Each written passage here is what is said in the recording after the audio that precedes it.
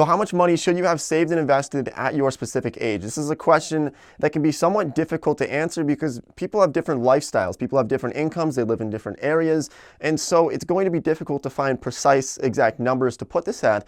But what we're going to do here is we're going to work backwards, looking at retirement and then working backwards to see just how much money you might want to save and invest by your specific age. So if you're new here to the channel, you want to learn more about investing or personal finance or saving or making more money, then consider hitting that subscribe button and the bell notification icon so you don't miss more videos like this one. So let's get started with this video. And the first thing we need to understand is, look, it does depend on your lifestyle. If you want to retire and have a lot of money, you want to be able to go golfing and go on extravagant vacations versus other people who might just want to pay the bills. So that's going to affect the amount of money that you want to save and invest by your specific age. But what we're going to do here is find sort of the middle ground here. So what we're going to do is let's first look at why we need to save and invest in the first place. And it's because most people want to retire. They don't want to work until they drop dead. And so if you look 100 years ago, people would work and work and work and then eventually just stop working. They probably didn't save very much money. They ended up living with their children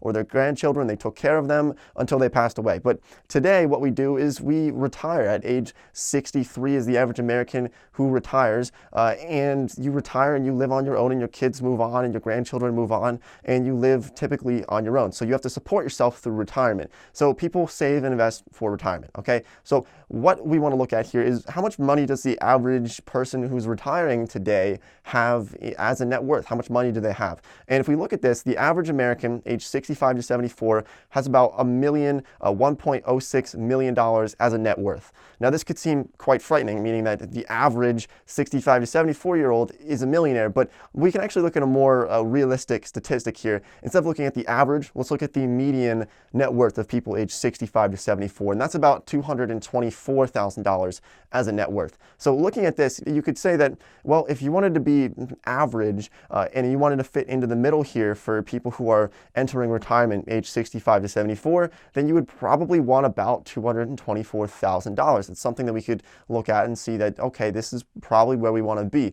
But does that mean that if you're 25 right now, should you be aiming for $224,000 as a net worth when you're in your 60s or 70s? Probably not. You're going to want to aim a little bit higher for that thanks to inflation and other types of increases in prices throughout our life. So if you're in your 20s or 30s, you're probably going to want to increase that goal of $224,000 to a much higher number, probably closer to $500,000 or more by the time you retire. Now, that might seem like a quite frightening number, and keep in mind that these are all just suggestions. You don't have to stick to this. People, like I said, have different lifestyles. You might want to live on $25,000 a year when you're retired, and some others might want to live on $100,000 per year when you retire. These are all just numbers that you can look at and kind of decide for yourself where you might want to be. But those are just what you might want to think about in the future. The average amount of money that people have now and the average that people are going to have in 20 or 30 or 40 years when you're thinking about retiring. So let's find out how much money you should have saved by age 20, then we'll work forward to age 30, 40, and 50 and onwards. So when you're in your 20s, how much money should you have saved and invested? And keep in mind, we're going to be using investing and saving, those words somewhat interchangeably here, but what we're talking about here is we're talking about money that you're putting away into retirement accounts, so 401ks, Roth IRAs, different types of IRAs, and other types of investing accounts or savings accounts to sort of build towards your future, build towards retirement. So even if you have a home mortgage, maybe you have some student loans, we're not really discussing those. We're talking more so about the amount of money that you're socking away for your future. So in your 20s, how much money should you have saved and invested? And the truth is, most people, especially their young 20s, they're not going to have any money invested, and that's typically okay. A lot of people have student loans. Maybe they're in college until they're in mid-20s, so they don't have a job, they don't have much income. Maybe you graduated high school at 18 and you left the house and you had to pay for all of your own bills, and so it's difficult to start saving and investing a lot of money when you're at a lower pay grade. You're getting paid a lot less, so it's difficult to do that. Okay, so your younger 20s, the goal here really is to not think about how much money you're saving and investing, but rather to get into the habit of it. Maybe $5 per paycheck, $20 per paycheck, whatever you can afford, to just sort of get into the habit of investing and saving money and putting money away for your retirement account, taking some money out, putting into a 401k, just to get into the habit of it. Now, the number that a lot of financial advisors like to talk about with their clients is to try to get to about a full year's salary saved and invested by age 30. Now, there's people who are over 30 who might be watching this video who didn't get to that point, and that's okay. Like I said earlier, it doesn't really matter where you are right now. It's more so what you can do in the future. So any decision that you made in the past, or any situation that you may have been in the past, where maybe you had $150,000 in student loans, or you had a lot of expensive medical bills and you couldn't get to that full year's salary saved and invested by age 30, that's in the past. But what we can do is think about the future. And if you can't get to that goal, then consider just lowering it. Maybe say you want to save and invest about half of your income by age 30, but we're talking about a full year salary saved and invested by age 30 is a goal that a lot of people like to shoot for. And so let's talk about from age 30 to 40, because in your 20s, you typically have fewer responsibilities. You might have a lot of payments for loans, but generally speaking, a lot of people, especially in their younger 20s, might not have a lot of kids. So if you find yourself as maybe someone who's single and is bringing in a decent amount of money after college potentially, then really consider socking away as much money as possible to get to that full year salary saved and invested by age 30 to be considered on track for retirement. And the truth is, most people age 30 don't have a full year's salary saved and invested by age 30. They just don't. So if you can get to that, you're probably going to be better off than most people at the current moment. So from age 30 to 40, how much money should you save and invest?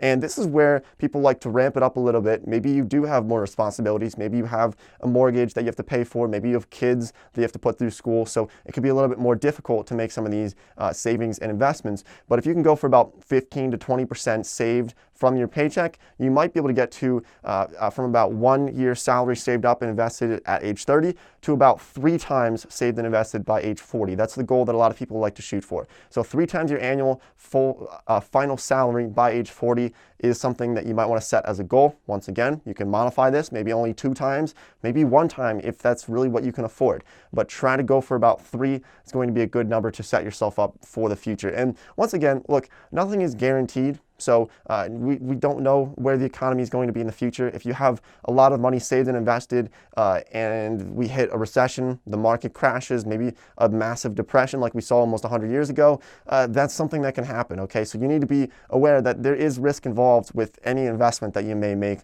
going forward in your life, okay? And those aren't going to be easy to predict, and they're not going to be easy to control. So if you think you're on track for something and we hit a massive recession, most other people are suffering from that as well. So you're probably in the same boat as most people. So from age 40 to 50, hopefully you're starting to see more pay increases. We're basing most of these numbers here today in this video off of about a 1.5% pay increase over your lifetime per year.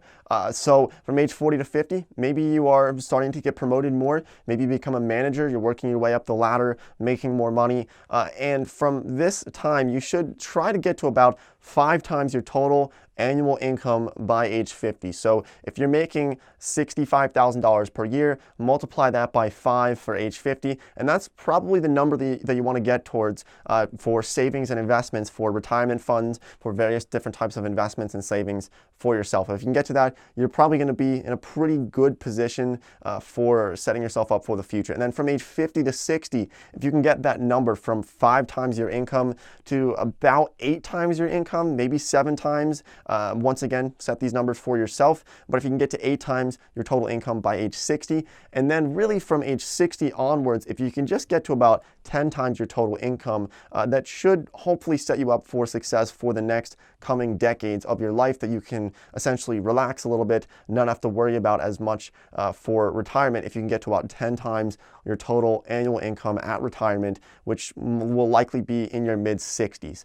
So those are the numbers that a lot of people like to look at and think about when retiring. Once again, though, look, it really comes down to your lifestyle. And some people might make $40,000 per year on average over the course of their life, and maybe because of that, their lifestyle, they don't have as many expenses, they don't have as many things that they might need to pay for, and so you might need less money in retirement. Also, going on to this, if you're making $500,000 per year for some reason, because you're an investment banker, you might not need to save and invest 10 times your income, because that would be $5 million for retirement. That might be excessive. So the more money you make, the less multiples of your income you might need to save and invest for retirement. Now, if you're you're making $20,000 per year, you're probably going to need to save a little bit more than 10 times your income for the future. So it really does depend here, and setting those exact numbers can be very difficult. But look, what it comes down to is you really need to just focus on yourself and focus on setting your finances straight. We have free budget templates down in the description here